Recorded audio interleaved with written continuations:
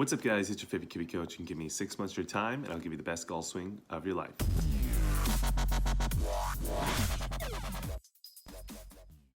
So welcome back to the channel. In this particular video, we have another client before and after video for you, but this one's going to be a special one because it's going to be with someone called Yuji Gordon. If you don't know who he is, we're going to leave his information down below as well. We just did a recent video with Golf Digest Minna where you can see the full lesson that we gave Yuji and see exactly how we got the results that you're going to be watching in this particular before and after. So without further ado, let's go ahead and jump into this video. But before we get into the video, I want to give a quick shout out to our sponsor, and that is Kiwi Golf Japan. If you're too busy or you just can't make it out to our locations for lessons, Kiwi Golf Japan is the membership site for you. With 210 plus videos of golf instruction on the membership site currently, we have everything on the site you could possibly want. So go ahead and check out that link down below, and now let's get into the video. So like I said in the intro, if you guys want to watch the actual full lesson and see exactly what we told this player to get him the type of results that he got, go ahead and check out the Golf Digest Minna video. There'll be a link down below. Watch that first and then come back to this video, because I think that this video should add a little bit more detail to what we talked about in the lesson. So let's go ahead and take a look at the before swing first, then the after swing, and then from there we'll talk about what we're going to be discussing in this particular video. So here's the before swing.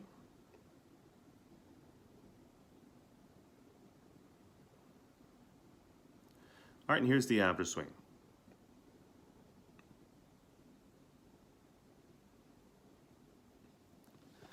All right, so as you can see, there's some pretty massive differences on the top of swing position as well as the transition. And then also what you're looking at here, there are some pretty big differences in the follow through as well. So let's go ahead and start off with the top of swing position. There's some pretty interesting changes with the club head position as well as the knee position at the top of swing. All right, so for the top of swing position, one of the main things we're trying to work on first was going to be the height of the club head. So the club head in the before swing was pretty much hiding behind the hands or slightly to the right of the hands. Now, with the drivers, this is a bad thing, not necessarily, right? We want to get the club shaft pretty much parallel with driver, if anything, maybe slightly longer than parallel, because the main goal with driver is typically try and hit the golf ball much further. Now, obviously, you need a little bit of accuracy with driver, or else you're going to hit an OB all the time. But for the most part, for most of you guys out there, we want to have a little bit more emphasis on distance than accuracy. So with the irons, it's completely different, right? We want to have the emphasis more so on controlling how far the golf ball carries, right? That's the big key. Also, lateral deviation is very important with irons as well.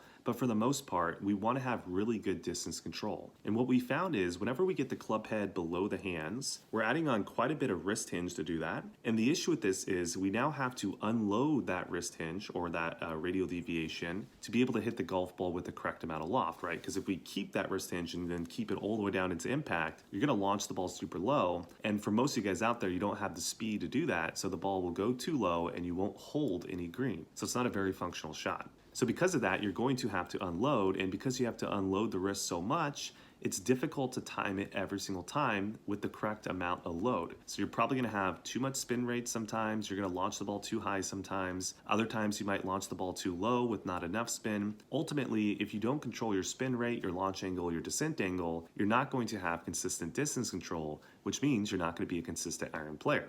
So there'd be a big reason why we want to see the club head a little bit more above the hands, less wrist angles, so it's a little bit easier to deliver the club into the same position every single time at impact. Now, another thing that we changed to the top of swing position, and this was not necessarily something we talked about, it was a little bit of a domino effect, but we actually changed the trill elbow degree at the top of swing as well. So before he was right around 23 degrees, and you know, this is not something that was too crazy and something I really necessarily wanted to change. But interestingly enough, as soon as we started to change kind of the club head position and height at the top of the swing, we actually saw that the trill elbow also started to change as well, and we're able to get this angle that you're seeing right here, which is closer to right around 11 degrees as opposed to 23 degrees, right? So a nice little domino effect. Now, moving into the knee position, this was actually quite an important change in my opinion, because I felt like his before knee movement was causing his hands to move out towards the golf ball. Now, I'm not saying that if you have his current knee movement in the before swing, you're always going to move the hands out towards the golf ball. I just think for most people, it probably will. And let me kind of explain the reasons why. So if you take a look at this lead knee right here, it's actually quite a bit flexed. So you guys probably don't know that, but let me kind of draw an angle and show you what too flex would look like. So notice how his angle is going to be in the mid 130s here. You're going to see most people are going to be closer to the high 140 range to maybe low 150 range. So because this knee is too flex, what's happening is there's a lot of pressure out towards the toes as opposed to the balls of the foot, which would be more so where this white arrow is, right? We want the pressure more so here, actually not out towards the toes. So because the pressure is so much out towards the toes, the overall look of the body is out towards the golf ball too much, right? Just look where his eyes are, right? Positioned somewhere right around here, really close to the ball. So because he has so much pressure out towards those toes in transition, he's going to try to find his balance, which means he's going to start to back away from the ball, and the hands are going to push out towards the ball so he can get the club head towards the ball. It's a really common slicer move we see where the backswing that everything moves in towards the ball or out towards the toes, and then he tries to move away from the ball and everything with the hands and the club shaft moves towards the ball. And that's exactly what he was doing. So in my mind, if I could kind of stabilize out that lead knee, we were probably going to get the pressure shift in a little bit different direction. And most likely we're going to be able to get the hands to move down the wall a little bit better as opposed to outside or towards the ball. So if we take a look at the lead knee now in the after swing, we're going to see he's right around 152 degrees, which is well within our parameters. So now we're going to have a lot less pressure out towards the toes. And I guarantee you, what you're going to see here in a second with the transition,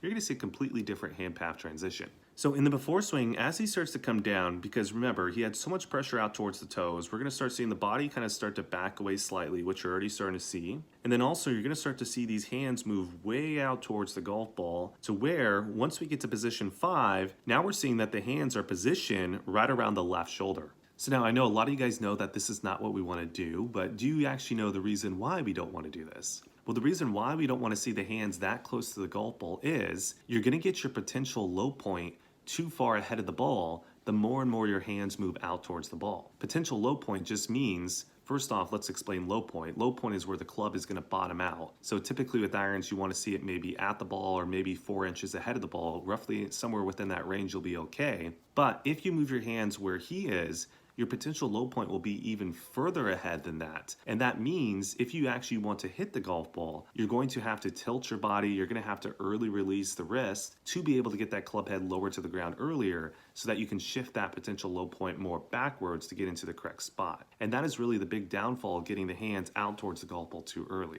So now if we take a look at the after swing, we're going to find that the hands are still, yes, moving out towards the golf ball. However, the amount that they're moving out towards the golf ball is much less. And you're going to see at right around position 5 now, we're seeing that the hands are positioned more so around the right pec, which means that the potential low point is actually more so at the ball as opposed to way too far ahead of the ball. All right, that's it for you guys on YouTube. I hope you guys enjoyed the video, but before you guys click off, let me give you some quick wrap-up points. So I think when it comes to moving the hand path out towards the golf ball in transition, yes, using the how much and when framework can absolutely help you to fix that, but more importantly, also look at your lead knee at the top of the swing as well. If you're starting to see that your lead knee is getting really flexed, kind of like Yuji's, that might be also something you want to fix, right? Because the more and more the knee is flexed, the more your body is moving towards the ball, the more likely in transition you're going to want to find your balance so you push away from the ball. And then typically that encourages the hands to want to move more out towards the ball so you can get the club head towards the ball. So if that is the case, make sure to change those 2 points. I think you guys will have a lot easier time in changing your hand path and getting rid of that over-the-top movement with the hands. If you guys are still struggling, well, that's where the Kiwi Coach 6-month program comes in. Give me 6 months of your time. I'll give you the best golf swing of your life. Go ahead and sign up for lessons. We love to have you guys out. Spots are running out, so go ahead and sign up soon. While you're on the website, check out our membership site. Go support us by signing up for that as well.